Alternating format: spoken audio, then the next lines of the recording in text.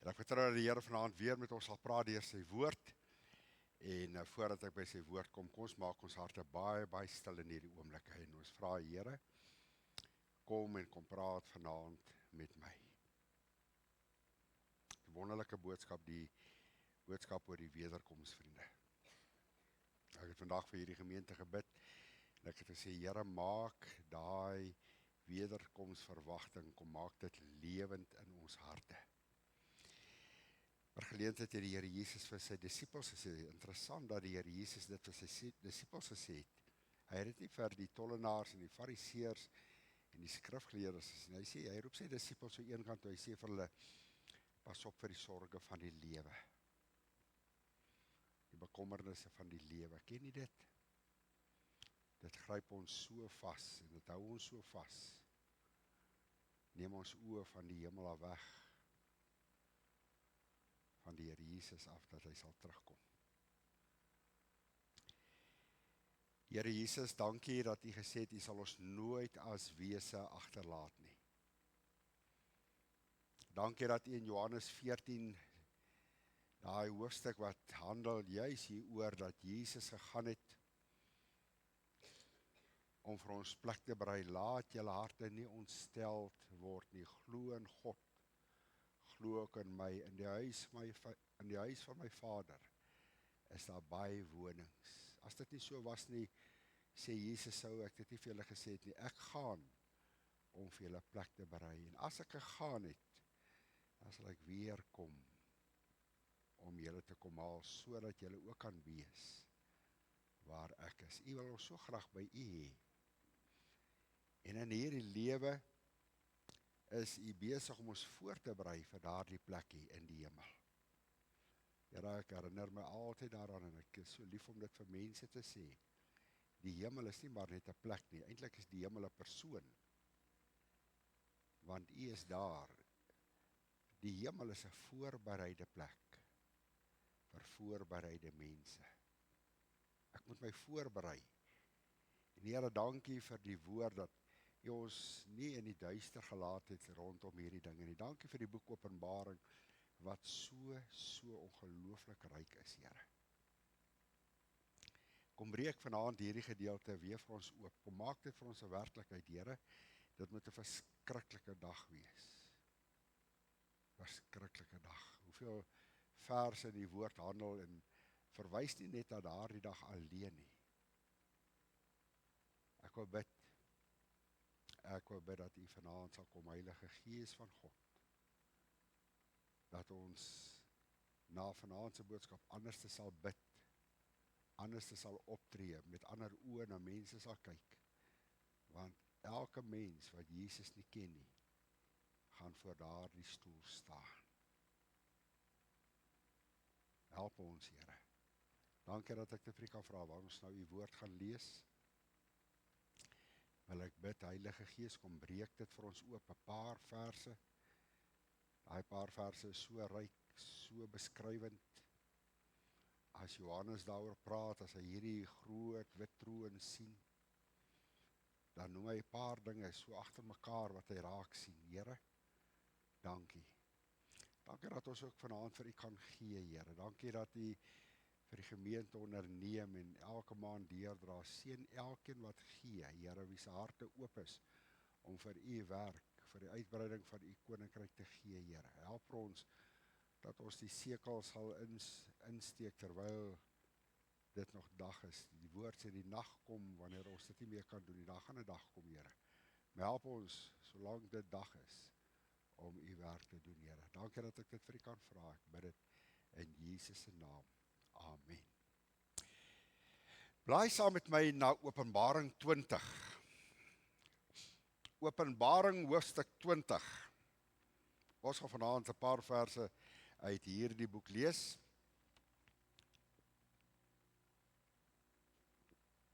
Ek gaan net 'n aansluiting maak voordat ek by die oordeelsdag kom. Nou, dit is 'n gevaarlike vraag om te vra. Ek het juis vanmôre met 'n baie spesifieke doel, baie stadig deur hierdie kaart beweeg. Ek wil hê jy moet die prentjie kry.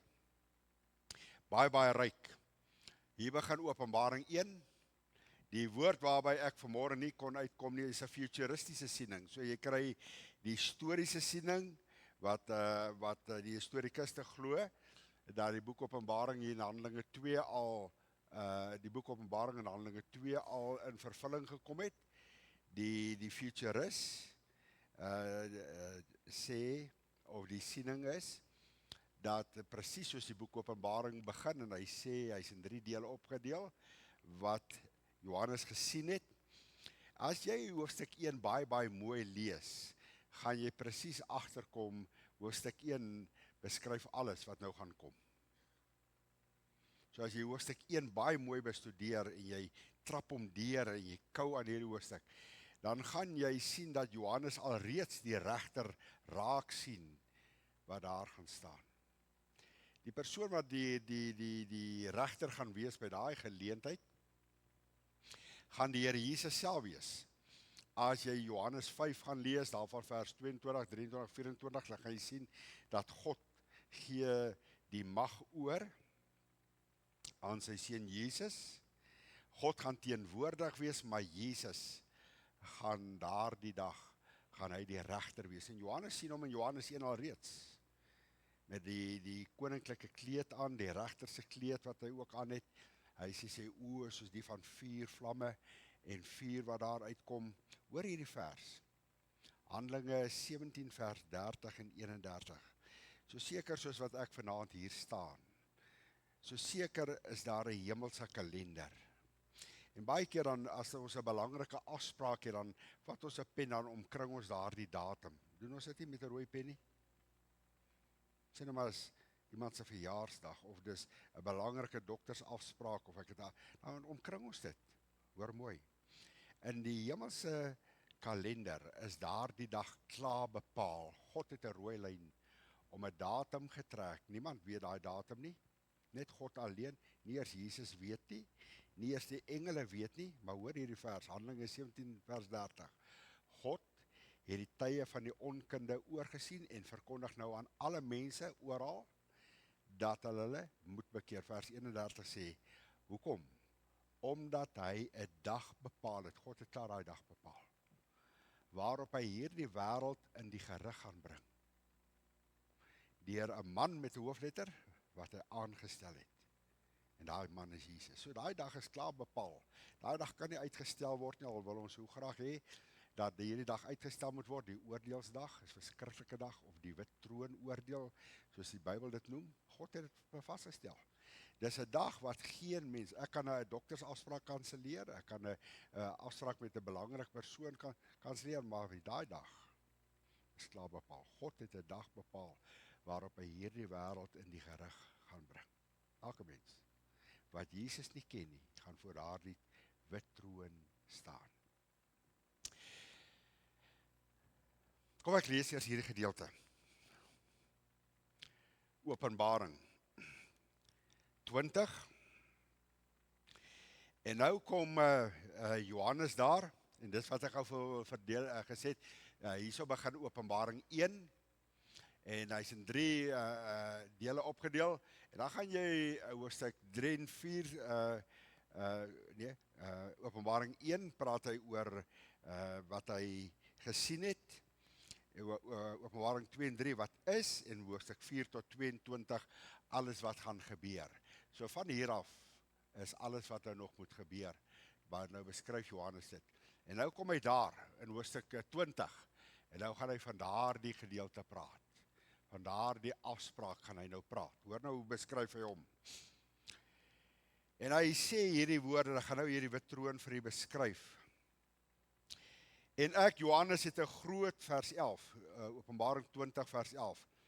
En ek het 'n groot wit troon gesien. Het jy gewonder, hoekom is dit 'n wit troon? En ek het 'n groot wit troon gesien, en hom met 'n hoofletter wat daarop sit. Ek sê toch, wie se aangesig die aarde en die hemel, voor wie die aangesig die aarde en die hemel weggevlug het, en daar is geen plek vir hulle gevind nie. Weet jy, vriende, ek wil net dit sê, hierdie Jesus wat vanaand die redder van die wêreld is, wat sê kom. Dieselfde Jesus, wat vir die mens die uitnodiging gerig het, gaan die regter wees. Hy is vanaand jou redder, daai dag gaan hy jou regter wees. Kan jy dit dink? Die hemel en die aarde het voor hom weggevlug. Hulle kon hierdie toneel nie aanskou wat hulle sien nie. En nou kom Johannes en hy sê, wie hy voor die troon gesien het. Hy sê, en ek het die dode, klein en groot voor God sien staan. En die boeke is geopen. En 'n ander boek, die boek van die lewe, is geopen. So daar's 2 boeke. Jy moet nou mooi kyk. Hier's 2 boeke wat hier ter sprake is. Hy sê, en die boeke is geopen. Boeke is in meervoud. So daar is 'n rekordboek in die hemel. Ek wil dit hier sê, ek is so bang ek mis dit. Daar's die boek van die lewe, en daar is 'n boek, sy naam word genoem 'n rekordboek. En ek wil hê jy moet nou mooi kyk wat ek vir u gaan sê. Kyk gou vir my in die oë. Elke sonde wat nie onder die bloed van Jesus is nie.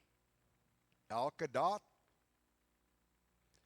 elke geleentheid en elke kans wat die mens op aarde gehad het, waarvan hy nie gebruik gemaak het nie.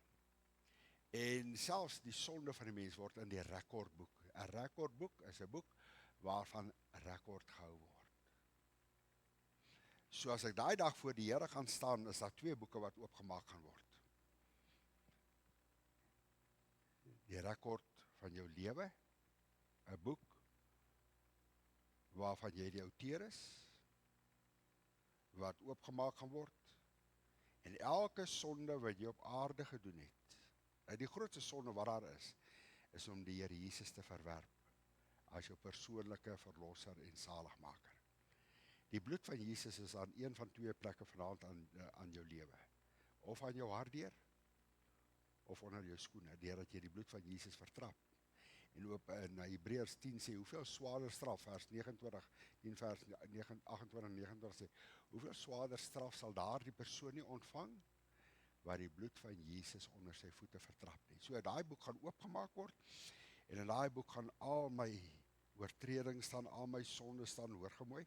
Jy moet sorg dat daai rekordboek skoon gewas is, en hy word alleen gewas, deurdat my sonde onder die bloed is. Jy moet sorg dat jou sonde onder die bloed kom. Dis die enigste manier hoe daai rekordboek, as hy die dag oopgemaak gaan word, skoon kan wees. Hy sê, en die boeke is geopen. En dan sê hy ook hierdie boek van die lewe. En in hierdie boek van die lewe, dis waar my naam moet inkom. Sien jy, so daar's 2 boeke wat die mens moet voorsorg. Die rekordboek word skoon gewas die dag wanneer ek my lewe vir die Here gee. Dis hoekom ek vir u oor en oor gaan sê, en ek gaan dit vanaand weer vir u sê, 'n kind van die Here verskyn nie voor hierdie troon nie. Hy het gesorg sy boek is skoon. Skoon gewas deur die bloed van die lam. Maar daar die dag, elke kans wat die mens gehad het, jy sal nooit vir Jesus kan sê, jy het nie 'n kans gehad nie. Want die Heilige Gees gaan inkom en hy gaan sê, ek weet van daai Sondag aand, en ek weet van daai Sondagmôre, en ek weet van daai tyd toe jy traktaatjie gekry het en daai uitnodiging gemaak het, jy sal herinner word, die rekordboek gaan alles in opgeteken staan.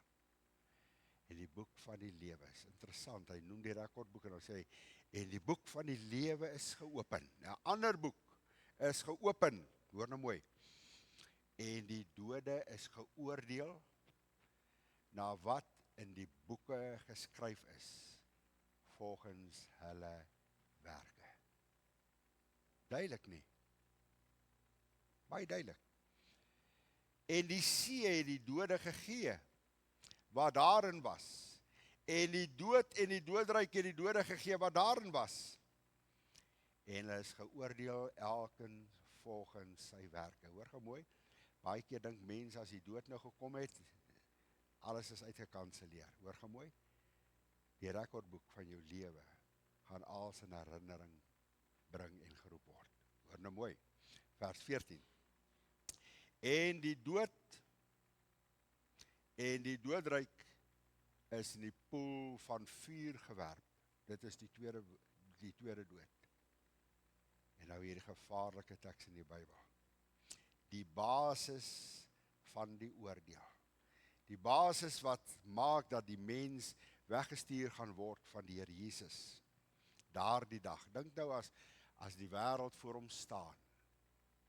Jy sien, hier is die poel van vuur. Daar is hy.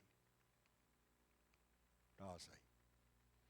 En daardie dag, wanneer die mens van Jesus sal weggestuur gaan word, die sataniese trio gaan eers weggestuur word. Dit gaan die Satan wees, in daai volgorde, dan die valse profeet, dan die antichrist, en dan sê die Bybel, almal wat hy dan ook verlei. Dis die volgorde van hoe daardie dag sal verloop. En dan sê hy hierdie woorde, en as dit bevind is,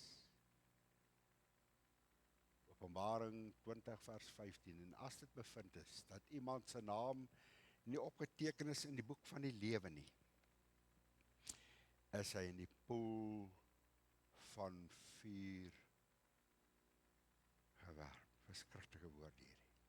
Gaan weg van my, wat Jesus hier sê. So ek kan net hier 'n aansluiting maak, dan gaan ek by die oordeelsdag kom. Ek wil net hierdie weer vas lê. Dis belangrik dat u hierdie sal verstaan. Nou ek het vanmôre vir die twee verskillende komste van die Here Jesus na die aarde. Dis die eerste koms.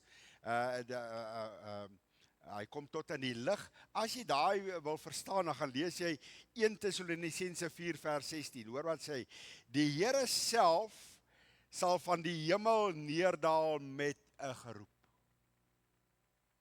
Hy sal roep, die basuin sal blaas. Hy sal self van die hemel neerdal. En Johannes sê hierdie woorde, en ek het 'n stem hoor wat vir my sê, kom op. So daardie ontmoeting, hierdie deel, staan bekend as die wegraping. Paulus gebruik hierdie woord, hy is baie lief vir die woordjie, weggevoer word, deur wolke weggevoer word, in die lig in gebruik Paulus. So hierdie eerste fase van sy wederkoms staan bekend as die wegraping of die wegvoering.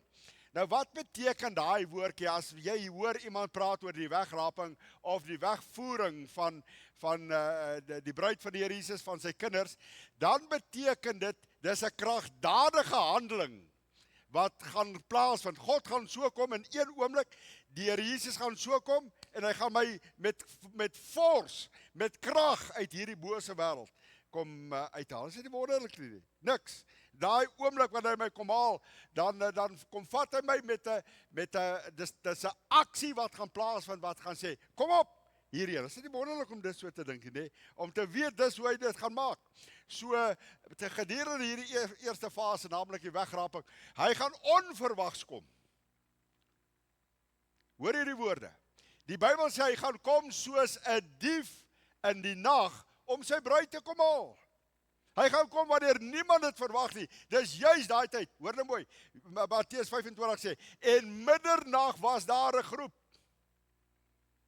Middernag, wanneer die wêreld dit die minste gaan verwag, wanneer die wêreld op sy donkerste gaan wees, gaan daar 'n groep wees. Daar kom die bruidegom, gaan uit hom tegemoet. Daar sê Matteus 25, net hulle wat gereed was. Net hulle wat gereed is. So tydens hierdie eerste fase, naamlik die wegraping, gaan die Here Jesus sy kinders in die lig ontmoet. Die ontmoeting gaan in die lig wees en hy gaan hulle vinnig in die hemel, na die hemel toe wegvoer.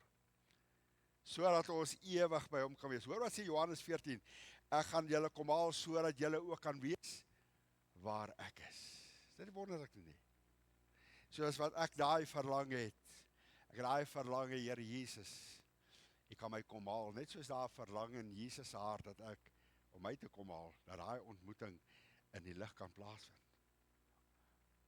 Hy kom vir sy kinders. Die tweede fase, ek het vanmôre vir u gesê, hy kom hier, dan gaan daar 'n periode van 7 jaar wees. Dit gaan die regterstoel oordeel wees, of die Bema oordeel. Dis nou nie 'n oordeel dat die boeke geopen word met sonde of so nie. Hy gaan jou beloon. Dis 'n beloningsplegtigheid wat daar gaan plaasvind. Daai 7 jaar op aarde gaan die 7 jaar van groot verdrukking wees. Maar na daai 7 jaar, dan kom hy saam met sy kinders. Hier kom hy, die woordjie is vir. En daai tweede koms staan bekend as die sigbare wederkoms van die Here Jesus. Elke oog gaan hom sien. Wanneer die hemel vir die tweede keer sal oopskuif, dan gaan elke oog sien dat Jesus is op pad terug. Dan kom hy met sy leermagte, met sy kinders. Hoe weet ons dit? Kom ek wys gou vir hierdie vers. En ek wil dit sommer klaar vir julle sê, hy kom by tot op die Olyfberg. Hierdie fase staan ook bekend as die openbaarmaking of die sigbaarwording van die Here Jesus. Dan wonder ek daarom te dink nie. Hy kom dat elke oog hom sal sien. Kyk gou hierdie vers. Hierdie gedeelte wat ek nou vir u gesê het, staan in Openbaring 19. As hy kom, gaan hy kom as 'n regter. Hy gaan kom as die koning, sodat die hele wêreld hy geopenbaar kan word aan die hele wêreld. Hy gaan kom, hulle gaan hom sien as 'n regter. Kyk gou mooi. En in die dag sal sy voete staan op die Olyfberg wat voor Jerusalem lê aan die ooste kant. My teksvers is verkeerd daarso. Ek gaan dit nou vir u sê. Op die Olyfberg sal middeldeur gesplit word van oos na wes tot 'n baie groot dal, en die een helfte van die berg sal wegwyk na die noorde en die ander helfte na die suide. En gedurende hierdie fase, wanneer die Here Jesus gaan kom, daai moet Sagaria wees, Sagaria 14. Ek nou Openbaring, dis Sagaria 14. Wanneer hy gaan kom sigbaar, hulle gaan hom sien hoe hy die hemel gaan neerdal, en dan gaan hy met sy voete, hoor maar wat sê Sagaria? Hy sê hy sal met sy voete gaan staan op die Olyfberg voor Jerusalem, aan die ooste kant. Hy sal so gaan staan. En elke oog sal hom sien. Die sigbare wederkoms. Dis die verskil tussen die twee. Kom ek wys gou vir u. Ek het dit gou vir u. En dan sê vers 5: Dan sal die Here my God kom met al die heiliges saam met u. Wonder om daaraan te dink, nee. Dit is iets wat gaan gebeur, sigbaar. Daar's baie verskille. Ek wil net nou vir jou en jou gemoed die verskille uitbring. Ek gaan net vir jou so 4 vinnige verskille noem tussen die eerste fase en die tweede fase. Kyk gou mooi. Met die eerste fase ontmoet die Here Jesus nou sy kinders in die lig. Is dit vir jou duidelik? Jy moet dit weet. 1 Tessalonisense 4 vers 17 sê hy sal ons in die lig tegemoet gaan. Dis belangrik om dit te weet. Waar gaan hy my ontmoet? In die lig. Die tweede fase, die sigbare wederkoms, kom hy tot op die aarde. Dis hoekom daar 2 fases is. Die een is in die lig. Hy kom as ek jou in die nag wakker maak, of as ek op huisbesoek is en sê vir jou, vertel net vir my, wat verstaan jy onder die wederkoms van die Here Jesus? Dit moet vir jou so duidelik wees, dat jy kan weet, daar's 'n verskil. Die een en die ander met, die een gaan my in die lig tegemoet, ons gaan mekaar in die lig ontmoet, en die tweede een is, hy gaan met sy voete tot op die aarde. Vir die eerste een kom hy vir sy kinders, en die tweede keer kom hy om die aarde te kom oor. Dit is wonderlik, as jy daarom dit so duidelik is in die Bybel, nee. Daar's nog 'n verskil. Die Here Jesus kom saam met sy kinders. Hy vat sy kinders hemel toe. Hy ontmoet hulle en hy sê, ek het 'n plekkie vir julle in die hemel. Daar kom hy na 1000 jaar. Hy kom terug, dan gaan Jesus met sy kinders en dan gaan hy vir 1000 jaar op aarde regeer. En dan hierdie verskriklike dag wat gaan aanbreek. Die wegraping geskied voor die groot verdrukking. Ek het vir u gewys waar ons lewe voor die groot verdrukking, die sigbare wederkoms geskied na die groot verdrukking. Hierdie gaan in 'n oogwink plaasvind en hierdie gaan dit sigbaar wees. Is dit duidelik vir u? Verstaan jy dit? Jy moet die wederkoms van die Here Jesus baie mooi verstaan. As mense met u praat, moet jy vir hom duidelike rigting kan gee, sê, is jy gereed? Hoor gou mooi, lewe gemeente. Ek wil dit weer sê, soos ek vanmôre vir u gesê het, jy moet gereed lewe. 2 gaan in dieselfde huis wees. Die een gaan skielik weggeneem word en die ander een gaan agterbly. 2 gaan op die land wees, sê die Bybel. So ons moet gereed leef. Gereed leef. Jesus kom om sy kinders te kom al binnekort. Ek wil oor hierdie ander belangrike gebeurtenis nou met jou praat, oor die wit troon oordeel. Hy staan ook bekend as die oordeelsdag. En kyk waar lê hy. So ek het jou vanmôre hier vanaf geneem. Hier leef ons, Laodicea. Hier is die eerste fase van sy koms, die wegraping. 7 jaar daarna kom Jesus terug, sy sigbare wederkoms. En dan is daar 1000 jaar wat verloop. Een dag is soos 1000 jaar en 1000 jaar soos een dag, sê die Bybel. En dan is dit hierdie dag, verskriklike dag. Johannes kyk en hy sien daar die dag. Hierdie troon wat Johannes sien was vir hom so groot.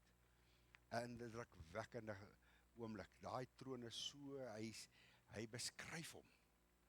Dis anders as al die ander trone wat hy gesien het. As jy Openbaring 4 begin lees, dan gaan jy sien, hy praat daar ook, hy sê, en hy het die hemel ingekyk en hy sien 'n troon daar. En hy praat oor ander trone ook, maar wanneer hy kom in Johannes 20, dan beskryf hy hierdie troon baie, baie mooi. Hy sê, dis 'n wit troon. Hoekom sê hy wit? Hoekom het hy nie maar net gesê, en daar's nog 'n troon in die hemel, of hy het gesê, daar is 'n troon en hom wat daarop sit. Hierdie wit troon praat van reinheid. Dit praat van deursigtigheid. Daai woordjie wit. Dit praat van heiligheid. Regverdigheid. So wat sê hierdie troon? Wanneer die mens eendag voor daardie troon gaan staan, is dit die 4 karaktereienskappe wat hy daar sal agterkom. Reinheid, skoon, deursigtig, die oë van die Here. Gaan lees die oë van die Here in Johannes 1. Hy beskryf daai oë, hy sê, hy kyk dwars deur jou. As jy daardie dag voor hom staan, dan weet hy presies wat in jou hart aangaan, hy weet presies wat in jou gedagtes aangaan. Hy kyk verder as wat ek en jy kan sien. Dwars deur jou. Heiligheid, daardie troon. Jy sien, wanneer ek in die heiligheid van God inkom, dan dis wanneer sonde my begin pla. Dis wanneer my hele lewe voor my sal begin afspeel. Alles wat ek gedoen het nog lang voordat die boeke oopgemaak sal word, sal dit my daaraan herinner, dis wat ek gedoen het, dis hoe ek geleef het. Regverdig, wat kan jy by daai troon? Jy sien, daai troon is anders as vandag se howe is. Regverdigheid, eerlikheid, dis wat voor daai troon gaan plaasvind. By daai troon gaan alle waarheid en alle deursigtigheid gaan daar na vore kom. Dis wat jy daar kan verwag. Geen leuns gaan daar vertel word nie. Verskoon die woord, daar gaan nie gedak en daai word nie. Daar gaan nie omgekoop kan word nie. Waarheid. Eerlikheid. Dis wat jy by daai troon kan verwag. En niemand wat voor daai troon gaan staan, sal eendag vir die Here kan sê, jy het my nie regverdig behandel nie. Jy sien, vandag in een of ander hofsaak kan ek omdraai en sê, maar weet jy wat, die regter het daai en bevoordeel, of daai en bevoordeel, het nie regtig na my oorgemooi, jy gaan 'n regverdige kans kry, om jou saak te stel, maar jy kan verwag dat die regter ook vir jou 'n regverdige antwoord, en 'n regverdige uitspraak kan lewer. Niemand sal eendag vir God kan sê, ek is nie regverdig behandel nie. Wanneer die mens van God af weggestuur gaan word, sal hy weet, as hy sy rug daar draai, en wegstap van daai groot wit troon af, die uitspraak was regverdig. Verskriklik om daaraan te dink. Elke mens, elke sondaar gaan alleen voor God staan. Individueel. Ek sal nie my vrou kan saamneem nie, en ek sal ook nie my man kan saamneem en sê, hoor gou mooi, maak net, en gee nie daar vir my woordjie. Nee, ek gaan so voor God staan. As Paulus hierop praat in Romeine 14 vers 12, so sal elkeen dan vir homself. Ek het begin dink, ek het daaroor gedink, wat sal die vraag wees wat hierdie regter vir daardie persoon sal vra? En ek dink, daar gaan net een vraag wees. Daar gaan net een vraag wees wat die regter daai dag gaan vra. Wat het jy met Jesus gedoen? Waarom het jy weggestuur van jou hart af? Waarom wil jy hom nooit toegelaat het in jou hart en jou lewe nie? Wat sal die regter daai dag vir u vra? Wanneer ons individueel vir hom gaan staan. Mag ek vanaand vir jou vra, wat gaan jou antwoord daarop wees? Dis belangrik. Maar jy sien, ek kan enige kant toe gaan. Hoor wat sê Hebreërs 2 vers 3, hoe sal ons ontvlug as ons so 'n groot saligheid veronagsaam? Na watter kant toe sal jy gaan? Wat sê vir die Here sê? Hoekom het jy sy seun verwerp? Niemand sal eendag agter iemand kan wegkruip. Jy kan nie iemand voorstoot en sê, weet jy wat, dis nou my vrou se skuld of dis my man se skuld. Nee. Alleen sal ek so voor die regter staan. My lewe gaan soos 'n rolprent voor my afspeel. Elke oomblik wat ek 'n keuse kon gemaak het, my dade, al hierdie dinge, selfs my woorde, dit wat ek gesê het. Ek wil weer vanaand vir u sê, as hierdie dinge nie onder die bloed is nie, gaan jy rekenskap julle gaan die Here moet gee waarom. Want die Here sal vir jou sê, jy sal hierdie woorde hoor, jy is persoonlik verantwoordelik vir jou dade. Kan niemand anders daarvoor verantwoording hou nie, jy is alleen. Weet jy wat is die vreeslikheid van hierdie groot wittroon oordeel? As 'n paar dinge, 3 of 4 dinge wat ek jou wil noem, die verskriklikheid daarvan, van hierdie wittroon. Dink nou aan 'n hofsaak, dink nou enigstens wanneer ek voor 'n regter moet gaan staan. Kyk gou mooi wat wil ek jou wys. Daar gaan 'n regter wees, maar geen jury nie. Daar gaan vervolging wees, maar daar gaan geen verdediging wees. Daar's niemand wat vir my kan opkom nie, daar's niemand wat in my plek net kan sê, wag, ek wil net 'n woordjie maak, en ek wil net 'n saak stel, ek wil net 'n woordjie namens hom doen nie. Nee. Dis een van die grootste hofsaake wat daar gaan wees. Daar gaan 'n vonnis wees, maar daar gaan geen appel wees nie. Wie sal nie 'n appel kan aanteken en sê, wag, dat ek net mooi gaan dink, of iemand kry wat net die saak vir my ligter gaan maak, of kyk of ek 'n ligter vonnis kan. Nee. As die vonnis gespreek word, gaan weg van my, dan draai ek om. Jy sien, wanneer God 'n nuwe hemel en 'n nuwe aarde wil bring, wil skep, moet hy, alvorens hy dit kan doen, moet hy finaal met sonde afreken. En weet jy waar gaan dit plaasvind? Hy gaan dit doen by die groot wittroon oordeel. God gaan finaal met sonde afreken. Hy gaan finaal met die mense sonde afreken. Weet jy wat is die hel se verskriklikheid? Daar's 3 groot waarhede. As ek aan God se hel, hoor mooi, ek noem dit nie die hel vanaand nie. Ek noem dit God se hel. Die Bybel sê dat God het die hel gemaak vir die duiwel en sy engele. Hy het nooit in gedagte gehad dat die mens hel toe moet gaan. Hy het dit glad nie. Hy sê ek maak die hel vir die duiwel en sy engele. Maar jy sien, die duiwel het soveel mense mislei, en hy is nog besig om dit te doen, om mense te mislei. So dis God se hel, en mense kan maar spot met God se hel. Ek wil dit vanaand vir u sê, verskoon dat ek dit in Engels sê, maar die hel, God bepaal die Fahrenheit, die hitte van daai plek. Dis fisiese vlamme, dis nie maar net in jou kop, soos wat baie mense dit sê, hel gaan hier wees, of as jy ongelukkig getroud is hel op aarde nie. Dis 'n plek wat die Rykman sê, 'n vlammesee. Daar's 3 groot waarhede wat ek vir jou wil wys. Die eerste waarheid, waarvan die werklikheid van God se hel getuig, is hiervan. Dat God is regverdige, sy karakter is regverdig. Dit getuig die hel daarvan. Die feit dat God vanaand 'n God van liefde is, sê dat hy moet sonde oordeel. As God sonde nie gaan oordeel nie, is hy nie regverdig nie. En die boodskap van die hel bring dit vir my uit. God, ek en jy het met 'n regverdige regter te doen vandag. Een wat sonde nie gaan oorsien nie. Hy gaan sonde straf. Kan ek weer vanaand vir jou sê, God het klaar sy liefde geopenbaar. God het klaar sy liefde geopenbaar.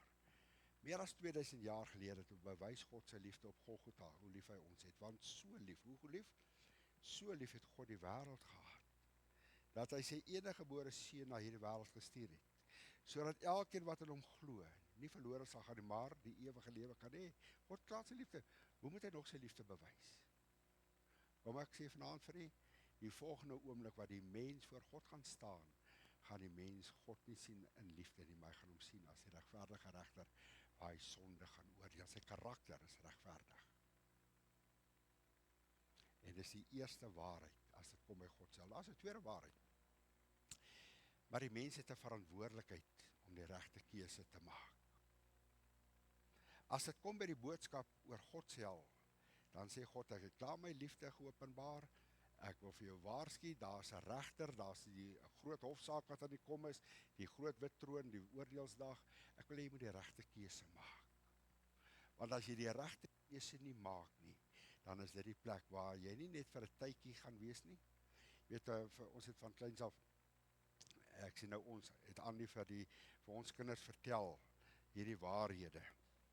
En sy het eendag vir die kinders vertel van hierdie verskriklike plek, wat eendag wag vir iemand, wat die Here Jesus nie ken. En Johan was so klein seentjie gewees. En hy het so op die tafel gesit, en hy sê, met ander woorde, mamma, ek sal nie eers met my verjaarsdag kan uitkom nie. Die dag wanneer die mens van God af weggestuur word, en hierdie woorde van die Here Jesus uit sy mond uit moet aanhoor, gaan weg van my. Daar is dit nie net vir 'n maand nie, dit gaan nie net vir 'n jaar wees nie, hoor hierdie woordjie, vir ewig. Daar gaan nie 'n oomblik kom wanneer God weer genade gaan hê en sê, weet jy wat, dis nou lank genoeg, kom ons haal hier vir ewig. Weet jy wat maak hel? God is nie daar nie. Jy kan maar bid, onbeantwoorde en gebede wat nie verhoor word nie. Jy kan maar bid. Genadetyd sal vir ewig verby wees. Hoor gou mooi.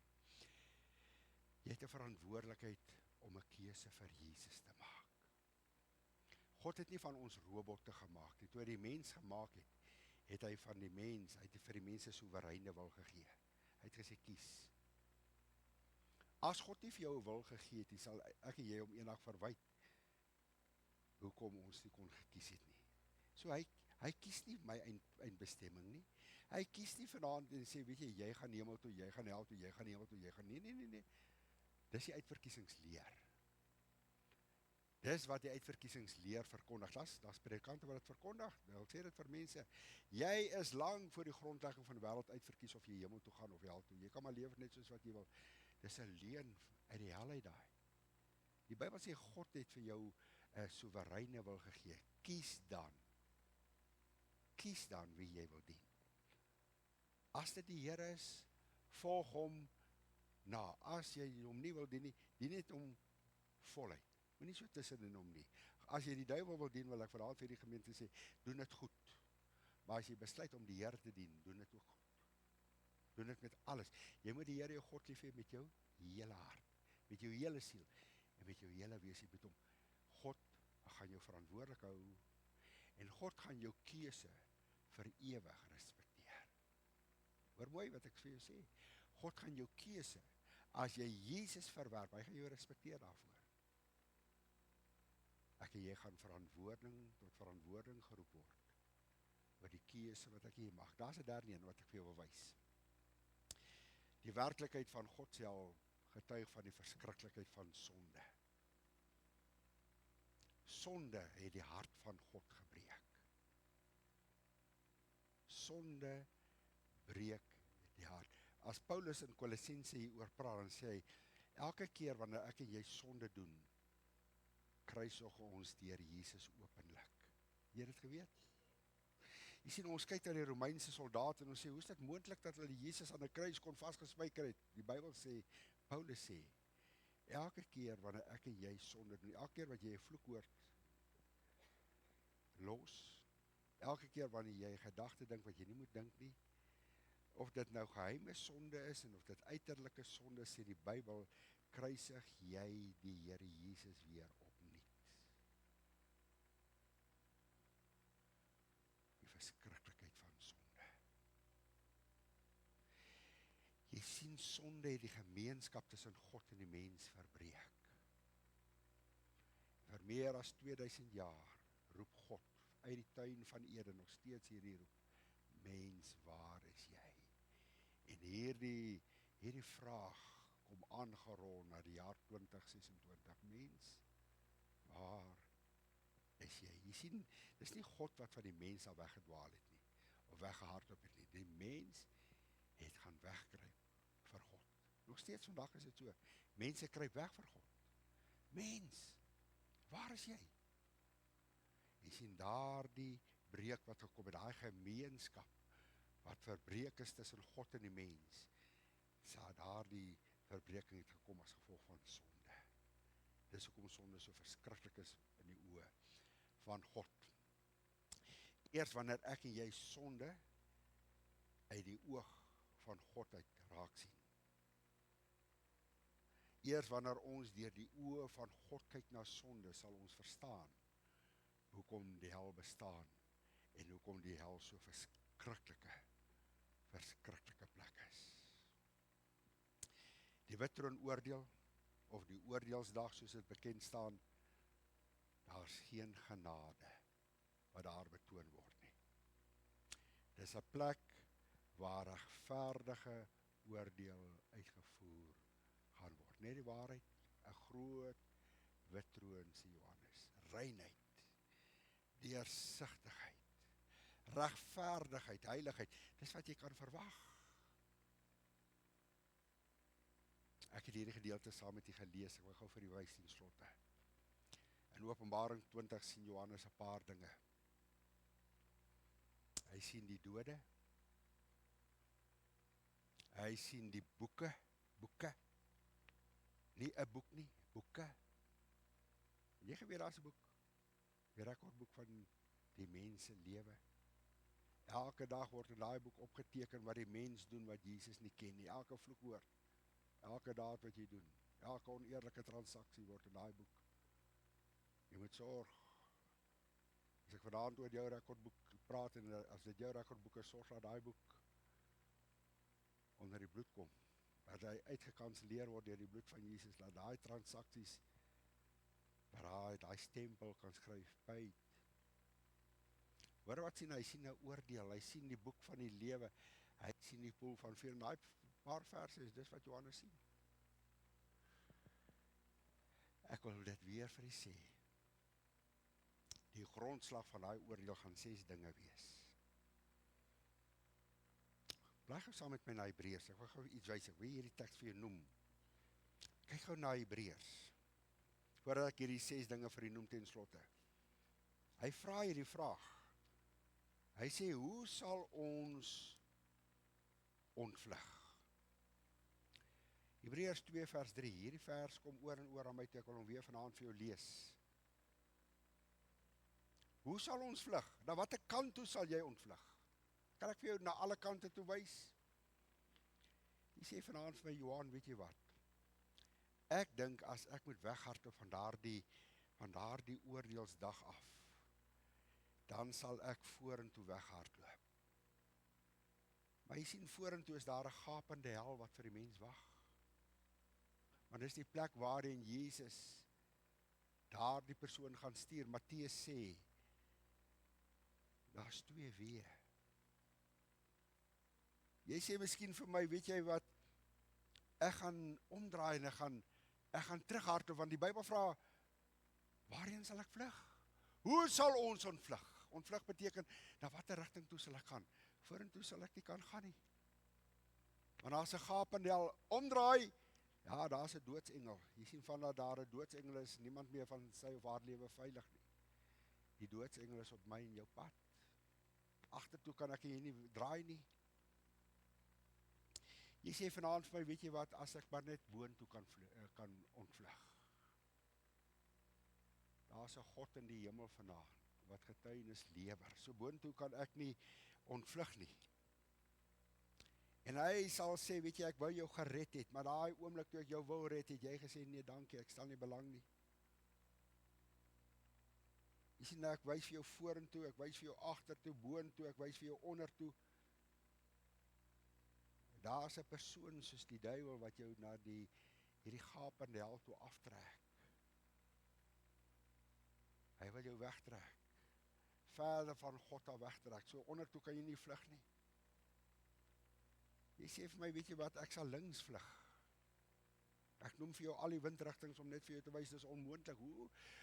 Wat 'n antwoord sal ek vir die Here sê? Hoe sal ek ontvlug om so groot saligheid, noem dit nie net 'n saligheid, hy sê, hoe sal ons maak om so groot saligheid? Here, ek sal links ontvlug. Ek sal kyk of daar ek net 'n gapentjie daar kry, hoor gou mooi. Daar staan 'n engel op die linkerkant met hierdie boek. Die rekordboek van my lewe.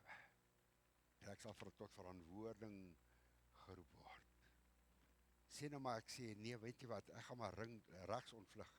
Dan loop ek my vas teen hierdie volgende boek. Die boek van die lewe, en as dit bevind is, dat iemand se naam nie, so, na watter kant wil jy ook al wil vlug? Daar's geen ontvlugting nie. Wat gaan die basis wees? Ek gaan vir jou 6 dinge net noem. Dit is die dinge wat jou gaan oordeel daai dag. Sonder dat die regter nog 'n woord gaan sê, gaan hierdie 6 dinge gaan baie vinnig in werking kom. Terwyl jy daar staan. Jou gewete. Jou gewete sal jou herinner aan elke oomblik, aan elke geleentheid. Die mense gewete gaan 'n groot rol daardie dag speel. Die wet van Moses. Romeine, daar's die skrifgedeeltes. Mense, ek het tyd om dit vir jou te lees. Die evangelie van Jesus gaan teen jou tel. Hoor wat sê Paulus in Romeine 2 vers 16, ek skaam my nie vir die evangelie van Jesus Christus nie, want dit is die krag van God tot redding vir elkeen wat glo. Die evangelie sê, jy hoef nie verlore te gaan nie, want dit is die krag van God tot redding vir elkeen wat glo. Daar is hy, die rekord weergawe van jou persoonlike woorde. Daar staan dit in Matteus 12, rekordboek, wat opgeteken word. Die woord van God, Johannes sê, die woord het jou klaar geoordeel. Interessant as mense baie keer vir my sê, Dominee, jy oordeel van die kansel af as ek oor sekere sonde preek. Hoor gou maar, jy's klaar veroordeel. Die Bybel sê dat ek het nie nodig om jou te veroordeel nie. Jy's alreeds veroordeel, sê die Bybel, omdat jy daai sonde doen. Johannes 12 sê dit. En dan die boek van die lewe. Daar's 'n gevaarlike teks vir my in die Bybel. Jy moet daarmee rekening hou. Johannes 5:41 sê, waar Jesus, hy kyk sy die mense toe so, dan sê hy hierdie woorde. Hy sê, julle wil nie na my toe kom om die ewige lewe te ontvang nie. Weet jy wat beteken wil? Dat God het aan die mense wil gegee om 'n keuse te maak. Jesus sê, julle wil nie na my toe kom om die ewige lewe te ontvang nie. Miskien vra jy ten slotte, wat is die doel van hierdie oordeel? Is 'n regverdige oordeel wat moet plaasvind? Elke mens moet die kans kry om voor daardie wit troon te gaan staan. Oor al die eeue heen sal elke mens, jy gaan in 'n groep geplaas word en dan gaan die Here sê, weet jy, ek kategoriseer jou onder hierdie groep en jy val hierdie nie, elke mens sal daar staan. En jy gaan formeel jou eie oortreding aanhoor, asook jou straf. Jy gaan dit self aanhoor, saam met jou straf. Elke sondaar wat sal staan voor die een wat op die groot wit troon sit, die Here Jesus, sal weet. Jy het nie nodig om dit te hoor nie, jy sal weet, want jy staan voor 'n wit troon. Regverdig, rein, heilig. Jy sal weet, ek is skuldig. Jy sal dit weet. En dan die finale bewys.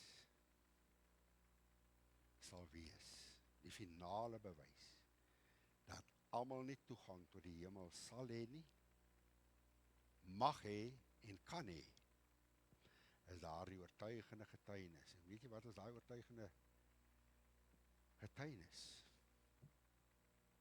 Jou naam ontbreek in die boek van die lewe. Oortuigende getuienis. Jy kan nou dit sê, Here, ek was 'n goeie kerkmens. En Here, ek het so gewerk vir die kerk, en ek het dit gedoen vir die kerk, en ek het dit gedoen vir die werk, en ek, hoor gemooi, eenvoudig.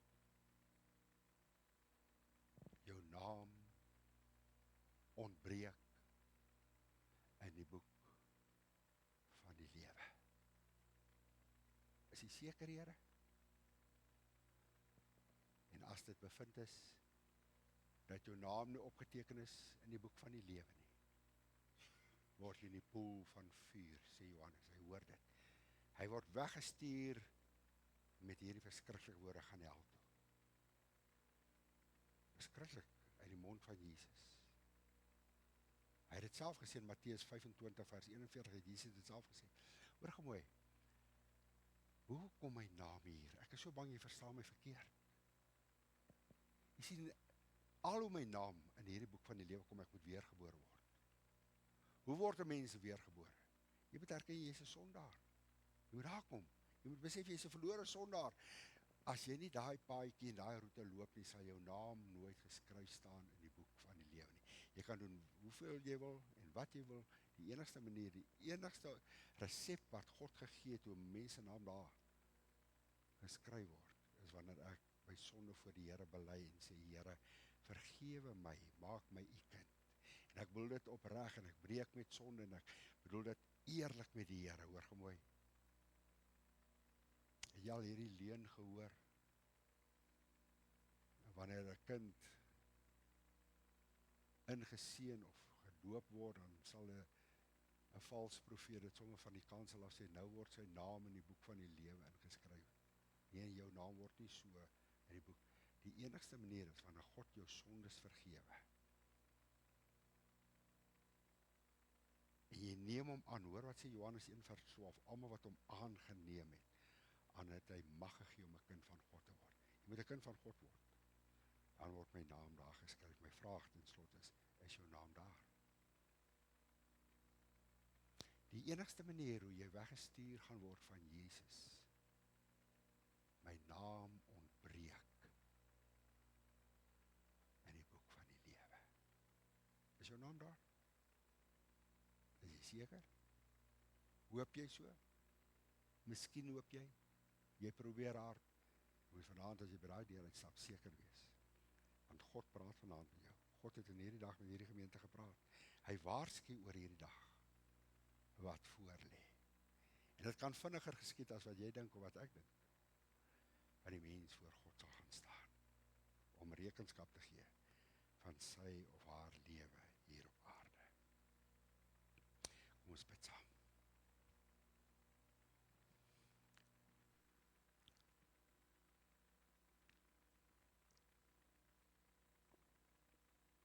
Ek wil vir die naand vir jou 'n paar oomblikke van stilte gee.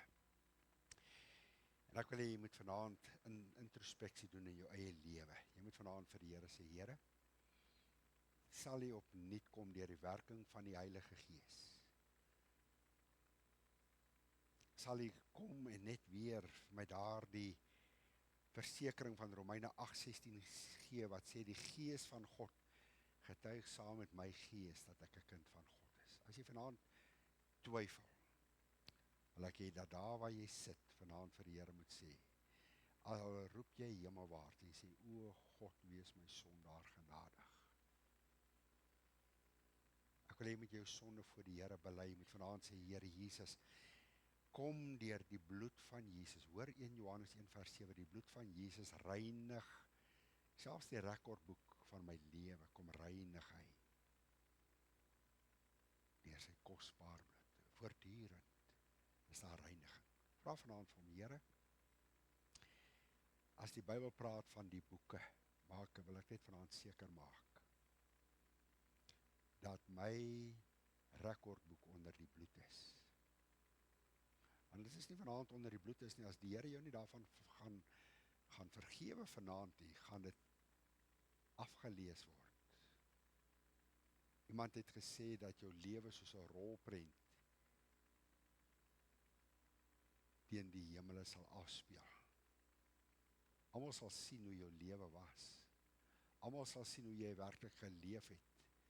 Die skyn wat jy geleef het, die vorige lewe wat jy geleef het, dan gaan dit aan die lig kom. Sorg dat dit onder die bloed kom. Sê, Here, kom vanaand, kom was my hier waar ek sit. Kom was my skoon, kom was my rein.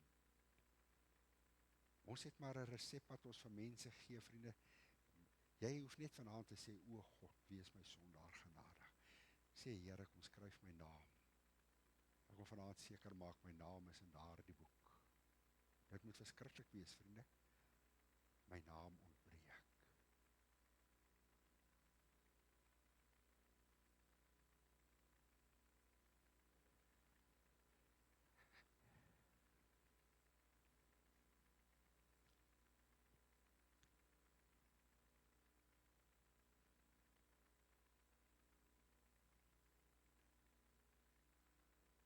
Heilige Gees van God, dankie dat U die hartekenner is.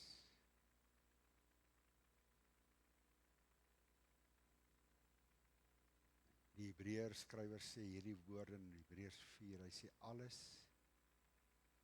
is oop en bloot voor hom met wie ons te doen het.